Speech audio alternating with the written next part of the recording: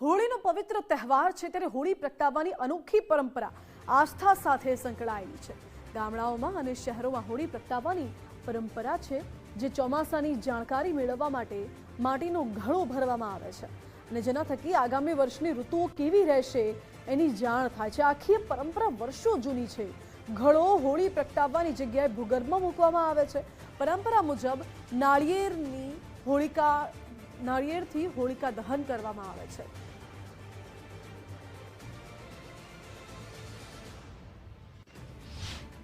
જે પાવાગઢ હોળી બળે છે એના પછી થોડા સમય પછી એમ કે આ ગ્રામીણ પરંપરા મુજબ હોળી પ્રગટાવવામાં આવે છે અને એની હોળી પ્રગટાવ્યા પછી એમ કે આ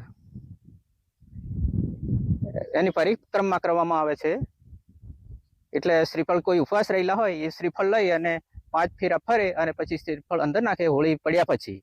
શ્રી કાલિકા માતાજી મંદિર ટ્રસ્ટ દ્વારા જણાવવામાં આવે છે કે તારીખ 2 માર્ચ 2026 ના રોજ હોળી દહન સાંજે 6 કલાકે કરવામાં આવશે અને પાવાગઢની હોળીની ખાસિયત એ છે કે અહીંયા નારિયેળ સળગાવીને એનું દહન કરવામાં આવે છે।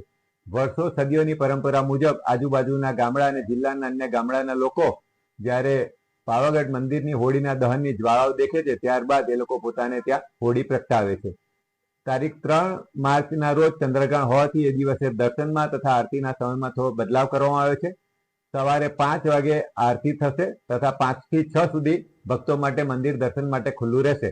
હોળી પ્રગટાવે પછી લોકો જે ઉપવાસ રહેલા હોય એ બધા એની પરિક્રમા કરે છે।